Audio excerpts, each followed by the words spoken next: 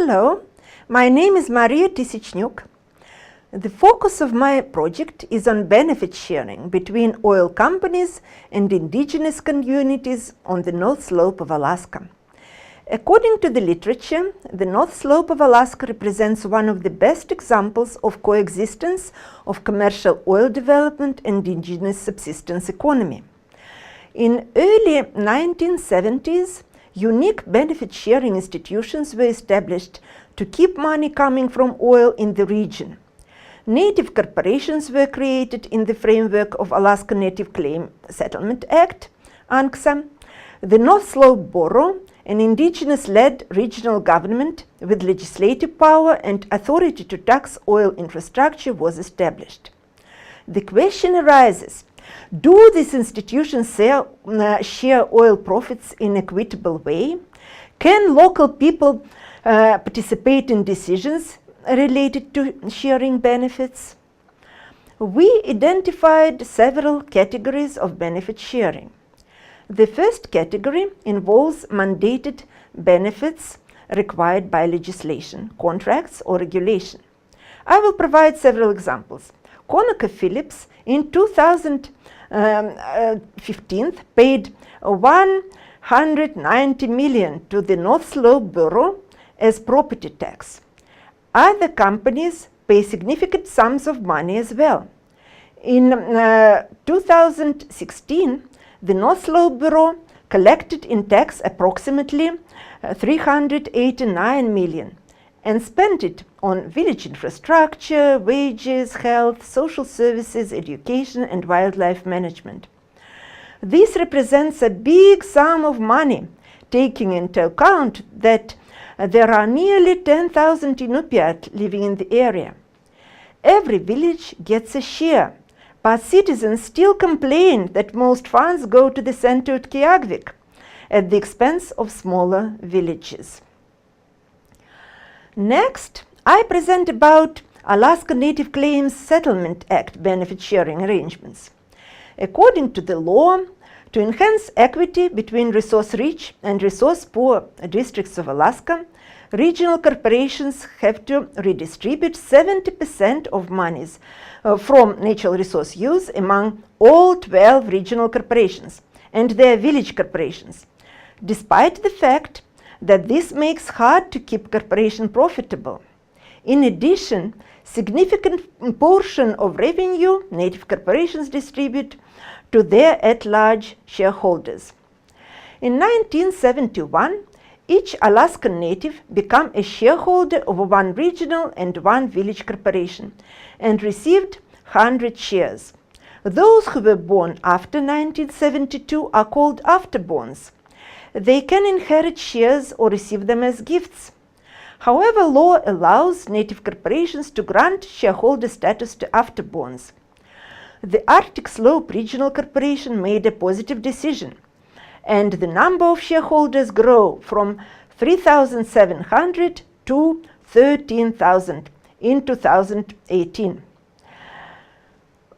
To avoid dilution of shares, the corporation makes every effort to grow faster than the population grows, as difficult as it may be. They are distributing 30% of net income to shareholders and reinvesting 60%. Village corporations that I studied decided not to provide shares to afterborns, and by doing so, they are exacerbating ever-growing intergenerational inequalities. Residents that are not shareholders are not only suffering from the absence of shares, but cannot participate in corporate governance. The most tensions occur in Nuiqsut, where a village corporation is rich and powerful. Shareholder families receive up to $50,000 a year, while afterborns receive nothing. With denying shares to afterborns, the number of non-shareholder population in rural communities grows, contributing to both distributive and participatory inequalities. So significant pitfalls in equity has been observed.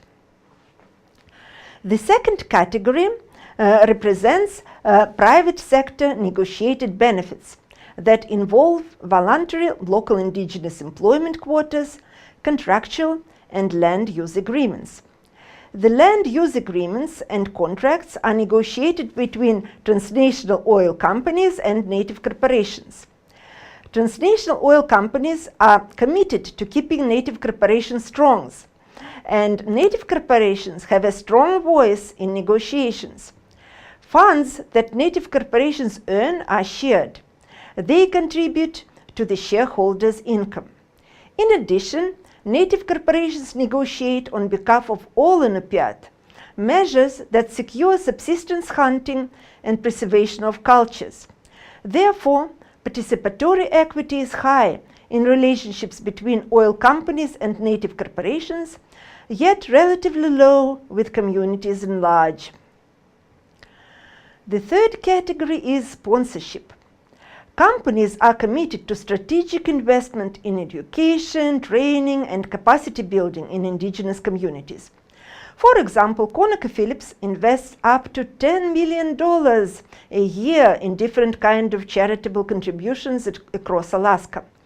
ConocoPhillips, ExxonMobil, British Petroleum, and Shell are supporting science, technology, engineering, and math education at both school and university levels.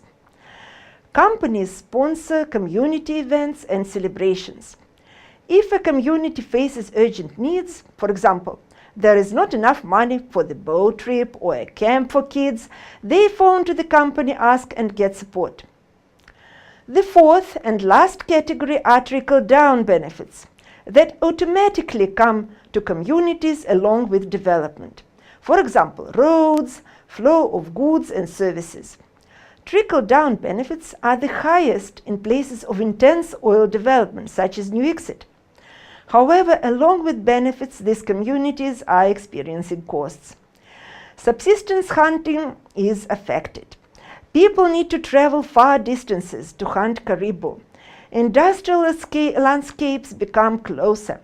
People complain about respiratory diseases.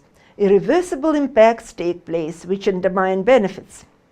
Communities receive significant sums of money, but those that are affected are never satisfied and eager to get more and more mitigation funds. As we can see, pitfalls in both distributed and participatory equity exist. Fair and equitable benefit sharing is a challenge in Alaska. However, benefit sharing institutions are taking these challenges seriously. They are making many efforts to improve the situation, to distribute funds in a just way, and give stronger voice to local communities.